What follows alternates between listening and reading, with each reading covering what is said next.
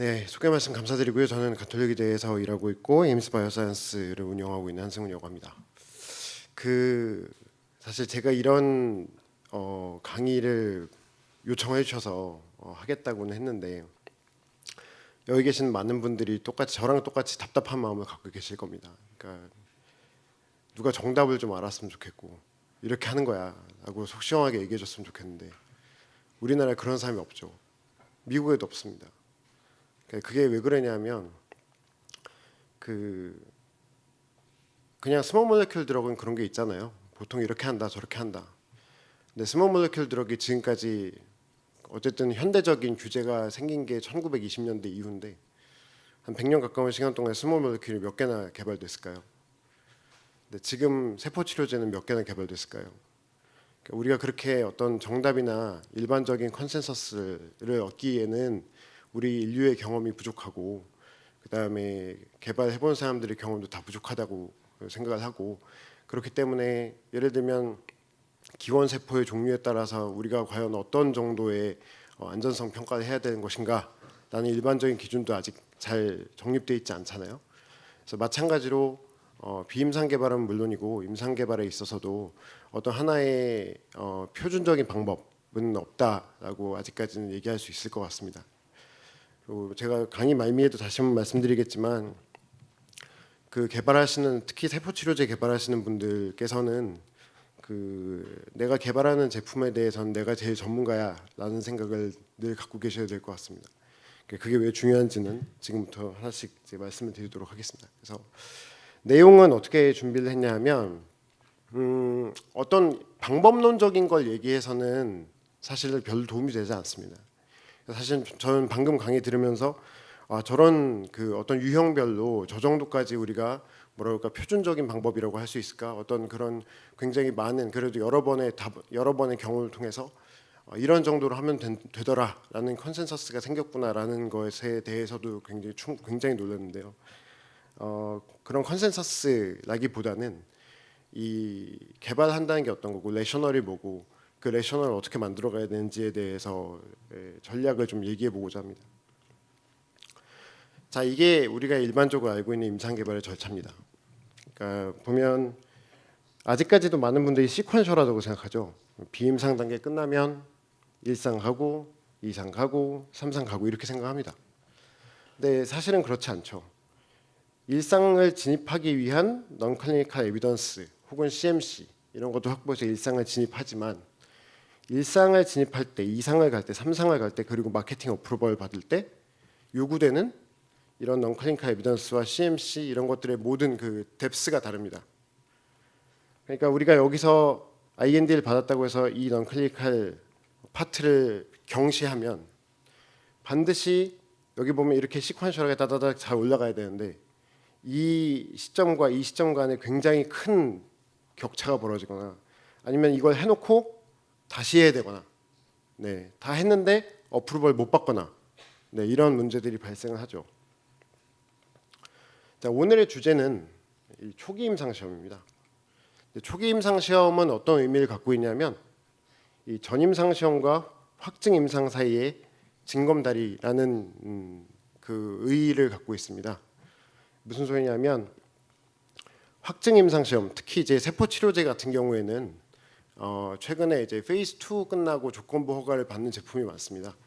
그래서 보면은 이제 페이스 2가 확증 임상을 대신하게 되는 경우가 많은데 그것은 왜 그러냐면 근본적으로 생각했을 때 세포 치료제는 비교적 하이 리스크의 메디시널 프로덕트인데 하이 리스크의 메디시널 프로덕트가 사람한테 투여하는 게 저스티피케이션 되려면 그것을 투여했을 때 그 리스크에 상응하는 베네핏이 기대돼야 되는 것이고 베네핏이 기대된다는 건 기존의 치료법이 전혀 없다든가 아니면 굉장히 디지즈 시비어리티가 높은 그런 상황에만 그 프로덕트의 사용이 허가가 되는 것이겠죠. 근데 그런 상황이라면 당연히 메디컬 언맷 니즈에 해당할 것이고 그렇기 때문에 액셀러레이티드 어프로벌이 가능한 그러니까 기존의 세포 치료제는 내가 어떤 세포를 갖고 있어서 그걸 어떻게 개발했다가 되는 게 아니라 메디컬 언맷 니즈가 이런 게 있으니 그런 것들 세포 치료로 내가 대응해 보겠다 이런 컨셉으로 갔다고 보는 것이 훨씬 타당할 겁니다. 그래서 이 페이스 2 스터디를 어떻게 하느냐가 결국은 프로덕트 어프로벌 굉장히 중요한 상황이 되는 거고요. 보통 스몰 몰리큘 드럭이라고 하면 이 테라피틱 컨퍼메이터리 스터디를 대부분 해야 되기 때문에 여기까지 가는 데에 있어서 적어도 10개에서 15개 이상의 임상 시험이 이루어지게 되고 그 상황에서 이런 삼상 시험을 할 수 있는 충분한 정보들이 축적됩니다. 그러니까 삼상 시험에 대상 젖소를 산출한다든지 도세지 레지멘을 결정한다든지 이런 걸 할 수 있는 충분한 정보들이 이전에 축적이 되죠.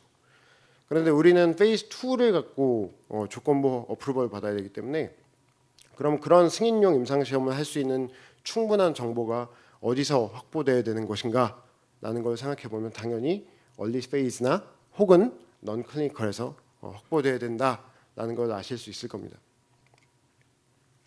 자, 그래서 이런 의의와 요건을 조금 이제 정돈을 해보자면 초기 임상 시험에 우리가 해야 되는 것, 네, 그런 그 마케팅 조건부라고 할지라도 어프로벌을 받을 수 있는 근거로 활용될 수 있는 그런 임상 시험을 잘 설계하기 위한 근거를 마련해야 된다는 거죠. 그 이 약을 개발함에 있어서 근거는 항상 세 종류입니다. 그러니까 약물 노출, 그리고 그 노출과 비례하는 효능, 안전성, 이 세 가지가 핵심 근거죠. 그래서 세포 치료제도 마찬가지입니다. 얼마나 우리 몸에서 노출이 일어나냐, 그리고 그 노출이 얼마나 유지되느냐. 또 세포 치료제는 가끔씩 프롤리퍼레이션 포텐셜을 갖고 있는 것도 있죠.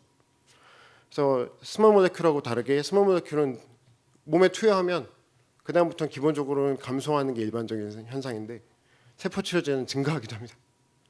양적인 거, 그 다음에 질적인 거. 내가 넣어준 세포가 그대로 체내에 들어갔을 때 그 세포일 거냐, 다른 세포가 될 거냐. 그리고 내가 넣어준 세포가 내 타겟 장기에만 갈 거냐, 딴 데도 갈 거냐.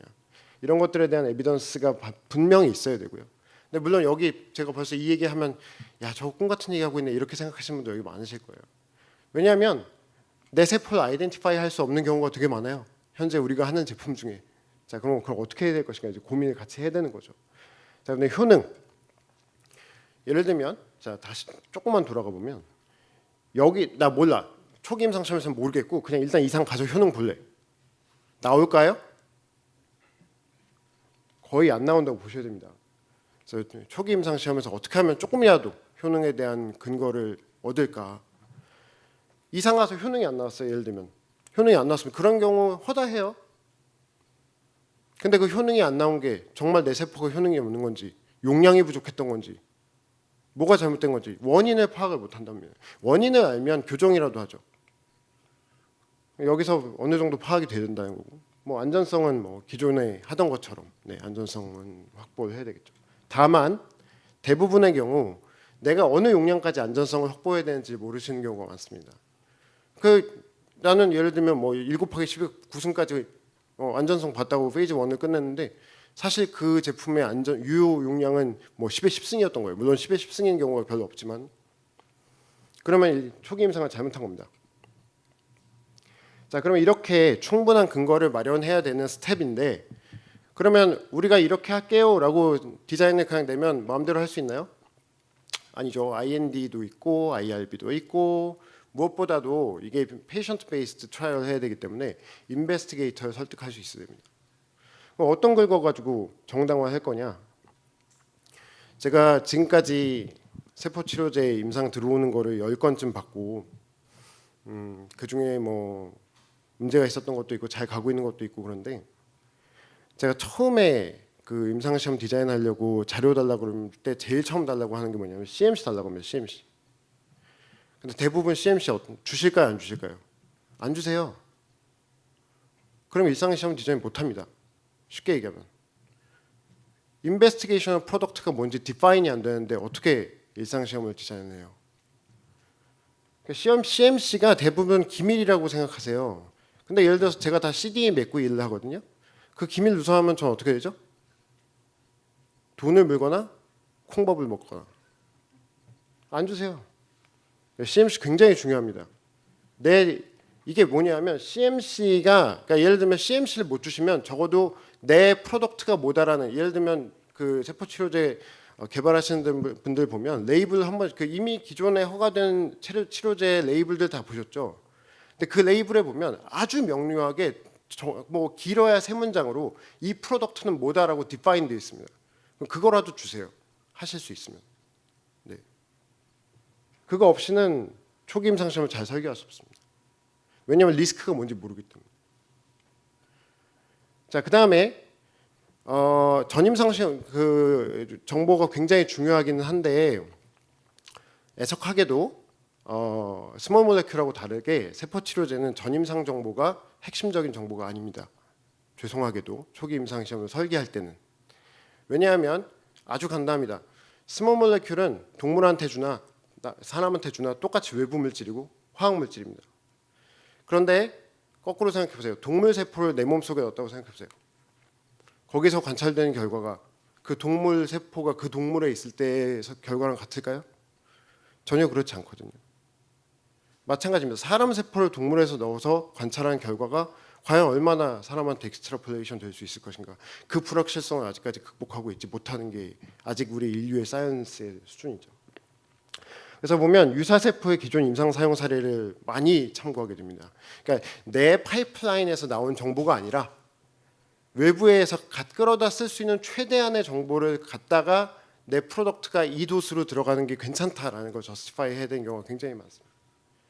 그 다음에 그래도 최소한 아니 그러면 아무것도 없이 네가 사람한테 줄 수는 없지 않느냐. 전임상에서 제일 강조되는 부분이 뭡니까? 여기 익스포저, 에피카시, 세이프티 중에 어느 게 프라이머리 컨선이죠? 그렇죠. 세이프티가 프라이머리 컨선입니다. 그럼 세이프티에 대해서는 기본적인 근거는 있어야 되지 않겠느냐. 네. 그리고 이 세포가 어쨌든 바이올로지컬 한 액티비티를 가진다는 기본적인 근거는 있어야 되지 않겠느냐. 네, 이런 정도가 지금 세포 치료제 개발을 어떤 면에서 좀 지배하고 있는 그런 레셔널입니다. 자, 그러면 충분한 근거? 내가 예를 들면 어떤 제품을 개발하려고 한다. 앞으로 나가야죠. 지금 우리는 일상 시험 하려고 신약 개발하는 게 아니라 이 제품을 승인받으려고 일상 시험을 그 중간에 하는 거죠. 그러면 이 약을 개발하기 위한 충분한 근거가 뭐냐? 여기서 TPP가 나옵니다. 다들 앞으로 가기에 정신이 없지만 사실 우리는 약 왜 만드세요? 제약회사 홈페이지에 가면 미션이라고 되어 있습니다. 그 미션이 다 뭐냐면 우리는 무슨 제품을 개발해가지고 인류 건강에 기여한다. 물론 중요하죠. 근데 돈을 못 벌면 기여도 못 하는 거죠. 제품 만들어서 돈 벌려고 하는 거예요. 그죠? 그러면 내가 만들려고 하는 제품이 과연 돈을 벌어들일 수 있겠는가에 대한 평가가 먼저 있어야 됩니다. 자, 이 세포 치료제 레이블을 보면 다 여기 보면 You can use Kymriah가 아니에요. 킴리아는 어떤 환자에 대해서 어떠한 상황에 어떻게 쓸 수 있는 제품이다. 이거 자체가 제품을 디파인하는 겁니다. 그러니까 이게 바로 타겟 프로덕트 프로파일이죠. 어떤 환자에서 어떤 포지션으로 들어갈 거냐. 예, 이거에 대한 고려가 굉장히 중요합니다. 자, 뭐 류마티성 관절염 개발 많이 하세요. 근데 보면 예를 들면 이런 거예요. 드말즈가 있는데 바이올로직 드말즈가 있고 non 바이올로직 드말즈가 있습니다. 자, 그러면 바이올로직 드말즈가 더 효과가 좋은 거 아시죠? 근데 더 비싸죠.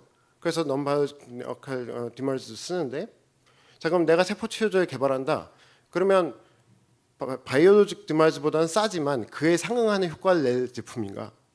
아니면 스몰 모레큘보다는 비싸도 바이올로지컬 드말즈에 준하는 에피카시를 낼 제품인가? 네, 뭐 그러니까 same benefit, less cost, same cost, better benefit. 뭔가 하나 내 거를 팔 수 있는 셀링 포인트가 있어야 된다는 거죠. 이거에 대한 고려가 첫 번째입니다. 자, 그 다음에 이게 보면 제일 중요한 게 이거거든요. 세포 치료제는 굉장히 빨리 발전한 분야입니다. 1, 2년만 뒤쳐져도 새로운 제품이 나와요. 그럼 내 제품을 얼마든지 다음 제품이 대체할 수 있다는 거거든요.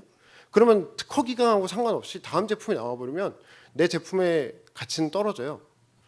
그러면 그걸 피하기 위해서 하는 게 올펀 인디케이션을 정하고 액셀러레이트 어프로브를 받고 최소한 2, 3년을 팔려고 하는 겁니다. 그 안에 개발비를 뽑아야 되는 거죠.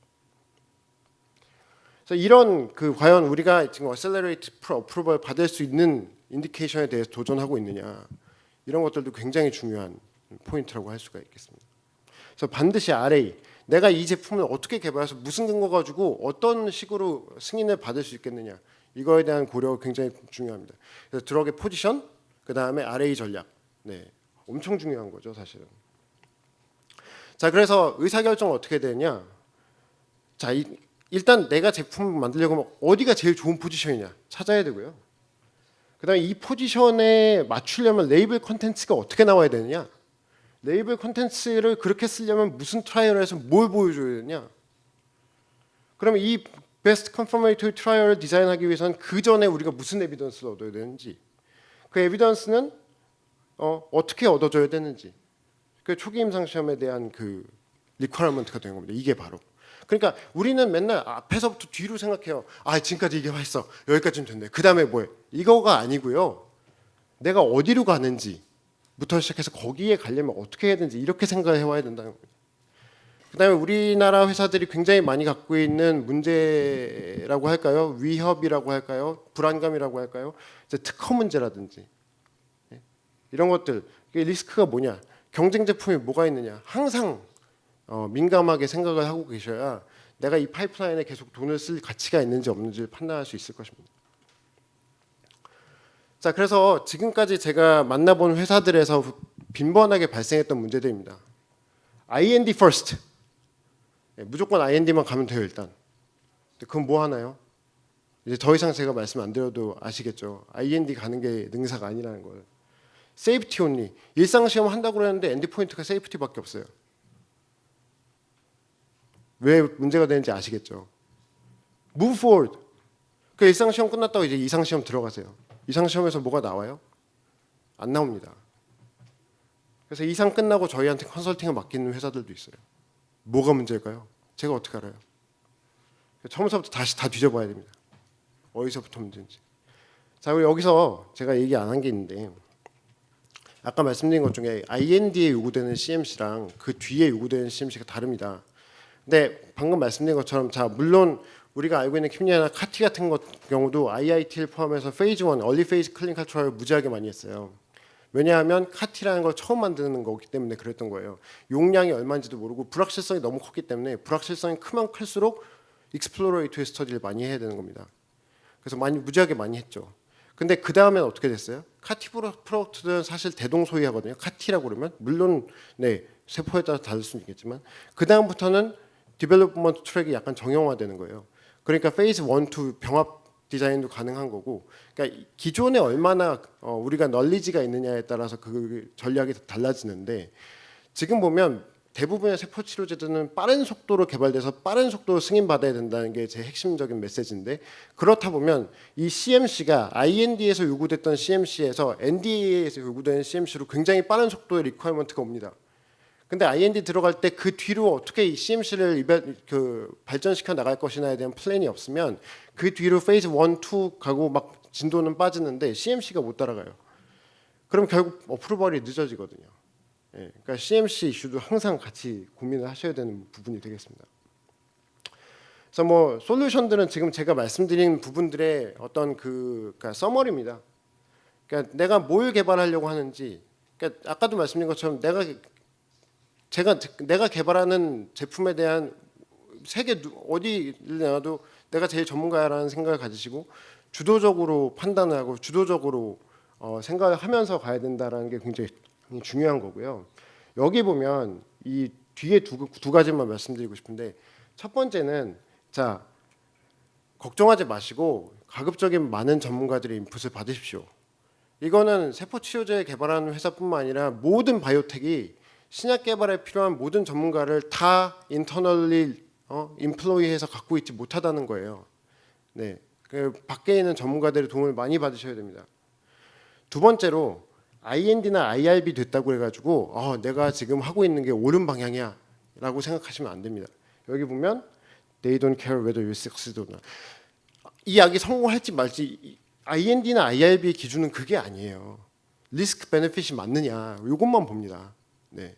그러니까 이 약이 정말 약이 될 가능성이 큰지, 자약 옳은 방향으로 가고 있는지, 에비던스 제너레이션 하고 있는지 컨선이 아니라는 거예요. 이걸 가지고 절대로 성공을 평가하지 마십시오. 자, 그러면 이런 그 목적을 갖고 그 디자인이 되는 얼리 페이스 트라이얼들을 어떻게 우리가 그 디자인을 저스티피케이션 할 수 있을 것인가. 여기 보면 많은 클루가 있습니다. 네, 저도 이 가이던스를 뭐 수십 번을 읽어본 것 같고요. 그래서 주요한 내용들을 기존의 저의 경험과 이제 합쳐가지고 어디다가 이제 매뉴스크립트도 내놨는데, 요건 제가 그린 그림입니다. 뭐냐면 어떻게 이 얼리 페이스까지 레셔널이 빌드업 되어 오냐라는 거를 나타내는 그림인데, 일단 기본적으로 프로덕트가 뭐냐에 대한 정확한 데피니션 위에서 그 프로덕트가 디파인 되면 그 다음부터는 이게 프로덕트를 만드는 게 아니고요. 그 프로덕트를 다 이밸류에이션 하는 거예요. 이밸류에이션. 그래서 이밸류에이션에서 어떻다 저떻다 이거에 대한 근거를 만드는데, 그거 근거는 뭘 위한 거냐면 남을 설득하기 위한 거예요. 네, 남하고의 컨센서스를 만들기 위한 거예요. 시각처는 사또가 아니에요. 시각처는 황희정승이 아닙니다. 너도 옳고 너도 옳고. 아닙니다. 네, 시각처는 오히려 우리가 논문을 썼을 때 피어 리뷰어에 가까워요. 과연 네가 하는 말이 제너럴 컨센서스에도 이게 어셉터블 하냐를 평가해 주는 거죠. 그러니까 그러면 사또가 아니고 황희정승이 아니면 어떤 하나의 온전한 기준을 갖고 이건 되고 이건 안 되고 이렇게 판단을 하겠습니까? 아직까지 그렇게 될 수가 없는 거죠. 그러니까 예를 들면 보통 이런 세포 치료제는 내가 전임상에서 뭐 해야 돼? 이렇게 물어보시면 안 된다는 거예요. 본인이 생각을 하셔야 되는 거죠. 그리고 그걸 가지고 관련된 사람들하고 설득이 되는지 안 되는지를 같이 여러 번 얘기해 보셔야 됩니다. 네. 그래서 어쨌든 전체적인 이 스몰 몰레큘에서의 빌드업 과정은 이렇습니다. 그리고 요즘은 이제 휴머나이즈 모델 이런 것들을 쓰려는 노력도 굉장히 많이 있죠. 자, 이게 지금 스몰 몰레큘하고 셀 테라피 프로덕트를 비교해 놓은 표인데, 여기 보면 굉장히 중요해 보이냐면 언설튼티의 소스도 다르고 파마코키네틱 이슈도 다릅니다. 다르고 그다음에 그래서 인비트로 스터디의 밸류가 컨벤셔널 프로덕트에서는 프라이머리 에비던스고, 얘네들 가지고 뭐 파이널 캔디데이트를 설정한다든지 이런 정도로만 쓰이지만, 그리고 궁극적으로 키 에비던스는 인비보에서 얻지만, 아까 제가 말씀드린 것처럼 셀 테라피 같은 경우에 인비보 에비던스가 상당히 제한적이에요. 그러니까 뭐냐면 다시 말씀드리면 사람의 셀을 동물한테 주고 사람에서 하고 똑같기를 바라는 것 자체가 무리죠. 자, 그러면 카티셀 같은 경우에 효능 시험을 어떻게 했냐면 목셀 같은 걸 만들었습니다. 그러니까 사람에서 안에 들어가서 작용할 것이라고, 그 작용을 나타낼 것이라고 생각하는 똑같은 셀을 적어도 뭐 쥐에서 들어가서 사람에서 얘가 우리가 갖고 있는 프로덕트가 할 거하고 똑같은 작용을 쥐에서 할 거라고 생각하는 쥐의 셀을 만들었어요. 이런 거 가지고 효능 평가를 했거든요. 근데 그건 쥐 셀이잖아요. 내 셀 아니잖아요. 그러니까 내 셀을 동물에 넣어도 익스트라폴레이션이 안 되고, 동물 셀을 동물에서 평가해도 익스트라폴레이션이 안 되는 거죠. 내 프로덕트가 아니니까. 그래서 인비보의 그 밸류가 상당히 떨어진 거예요. 그렇기 때문에 굳이 우리가 이 상황에서 GLP 톡스를 하는 게 말이 돼? 라는 얘기가 통할 수가 있는 거죠. 그러니까 GLP 톡스에서 우리가 얻을 수 있는 정보가 스몰 몰레큘에서 얻을 수 있는 정보의 가치에 비해서 적다는 거예요. 그래서 이게 이제 비교해 놓은 표고요. 그래서 그러다 보니까 저스티피케이션이 굉장히 어렵다. 네, 그런 말씀을 드리고 싶고, 그래서 있는 것들을 다 긁어 모아서 저스티피케이션을 해야 된다. 근데 그 중에 다시 한번 강조드리지만 제일 중요한 게 CMC다. CMC가 확립이 안 돼 있으면 내 물질 프로덕트가 뭔지 자체가 저스티피케이션 안 되기 때문에 그 다음부터 뭘 다음에 저스티피케이션 하려고 해도 아무것도 저스티파이 할 수 없는 상황이 발생합니다. 그래서 여기 보면 기원 이런 적어도 이런 기원 세포가 뭐고 이 세포에 무슨 조작이 가해졌고, 그래서 이걸 통해서 우리가 뭘 아냐면 얘가 사람 몸에 들어가면 어떤 작용을 할 거고 어떤 리스크가 있고 어떻게 분포할 수 있고 어떻게 프롤리퍼레이션 할지 말지 이런 것들에 대한 예상을 해볼 수 있는 거예요. 그렇기 때문에 그걸 근거로 내가 페이즈 1에서 세이프티를 이런 항목을 보겠습니다가 디파인이 됩니다. 그걸 저스티파이 할 수 있는 게 CMC밖에 없어요. 사실은 우리 이 셀을 넣어가지고 뭐 인비보에서 무슨 톡시시티가 나왔는지 아니 사람 셀 주면 그냥 동물은 죽어요. 근데 그 셀 사람한테 준다고 사람 안 죽잖아요. 예, 그러니까 이게 이 CMC가 얼마나 중요하냐면 그런 기존의 스몰 몰레큘과 달리 CMC만 갖고 그 세이프티 이밸류에이션 해야 되는 항목이 정해지기도 한다. 그러니까 굉장히 중요한 겁니다. 그 다음에 assay는 이게 그러니까 파마코키네틱스라고 하지 않고 우리는 이제 셀룰라 키네틱스라고 하죠. 셀룰러 키네틱스를 보는 데 있어서 이 아세이 메소드 굉장히 중요합니다. 근데 아까 말씀드린 것처럼 아직까지도 우리가 지금 그러니까 셀이 특정한 마커가 있으면 표면 항원이 있으면 그런 걸 가지고 우리가 이제 그 셀이다 아이덴티파이 해가지고 이제 카운팅을 하고 그렇게 하는데 그러지 못한 경우에는 상당히 난감한 경우도 많이 있습니다. 그래서 이게 사실 unsolved problem이고 이 부분은 좀 같이 고민을 많이 해가야 될 것 같긴 합니다. 하지만 가능한 한 적어도 이 셀의 퀄리티를 보여줄 수 있는 부분에 대해서는 아사이 밸리데이션이 확실하게 돼 있어야 된다는 거는 뭐 다들 알고 계시겠죠. 자, 전임상 정보의 생성, 인체에 대한 외삽 가능성이 있느냐 없느냐를 최우선적으로 고려해야 됩니다. 외삽 가능성이 전혀 없는 시험은 불필요한 시험일 수 있어요. 근데 재밌게도 카티의 효능을 보여준 가장 핵심적인 그 시험법이 뭐냐면 인비트로 인터페론 감마 릴리즈 아세이가 그거예요. 그러니까 인비트로에서 효능 보고 가는 겁니다. 예. 그러니까 왜냐하면 어쨌든 이 셀은 그런 펑션을 하는구나라는 게 입증이 되니까요. 근데 여기서 또 어려운 게 내 셀이 들어와서 뭐 인체에 무슨 인문 펑션하고 인터랙션을 해가지고 그 뭐가 나오고 이런 건 진짜 밝히기가 정말 어렵습니다. 네, 그러니까 그런 것들은 이제 굉장히 고민이 되는 부분은 맞는데. 자, 외삽 가능성을 최우선적으로 고려해서 적어도 이 시험에서 이 부분은 사람한테 익스트라폴레이션 할 수 있다라는 레셔널을 잘 빌딩해 가시는 게 굉장히 중요할 거고 여기 보면 이게 되게 중요한 건데 이런 목적을 달성하기 위해 필요한 시험이 무엇인지 그리고 그 시험 디자인이 뭔지 시험의 종류와 설계가 뭔지 그리고 이런 것들 이제 개발 당시의 과학 수준에서 가장 바람직한 방법을 수행하시 추천된다. 그러니까 무슨 소리냐면 예를 들어서 요즘 뭐 그런 거 있잖아요. 뭐 렌티바이러스 부정 시험 뭐 이런 것들도 되게 많이 있는데 그 시험법을 5년 전에 어떤 시험법으로 했다고 해서 지금도 그 시험법으로 해야 되냐? 아니거든요. 예, 그러니까 지금 우리가 그 목적을 달성할 수 있는 최선의 시험법을 잘 선택하는 거 이게 결국은 그 설득력을 얻는 데 굉장히 중요한 요소가 될 겁니다. 자, 최선의 인비보 정보라는 건 뭐냐면 인체 외삽 가능성이 가장 높은 동물 모델에서 안전성, 유효성 그리고 가능하면 그 셀의 분포, 디스트리뷰션, 셀러 캔디스 이런 것들 다 같이 보는 시험을 최선의 인비보 정보라고 얘기하는데 이것 역시도 이제 핵심 정보는 아닐 수가 있습니다. 계속 그 이유는 계속 여러 번 말씀드렸으니까. 그런데 대부분의 이제 지금까지 시판 허가를 받은 프로덕트들을 보면 이런 정보를 갖추고 어쨌든 이제 전 임상에 들어가기 전에 파이널로 한번 컨펌을 하고 간 경우가 많다라고 말씀을 드릴 수 있을 것 같고 이런 정보에서 나오는 것들이 적어도 그래도 세이프티, GLP 톡스를 안 한다 하더라도 이런 모델에서 최선을 다해서 우리가 투여를 해본 경험이 결국 세이프티를 저스티파이하는 굉장히 키 에비던스는 되더라.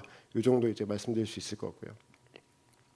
자, 초기 임상 설계 특성을 보면 일단 first in human 도스는 굉장히 보수적으로 잡습니다. 왜냐하면 하이 리스크 드럭이라고 생각이 되기 때문에.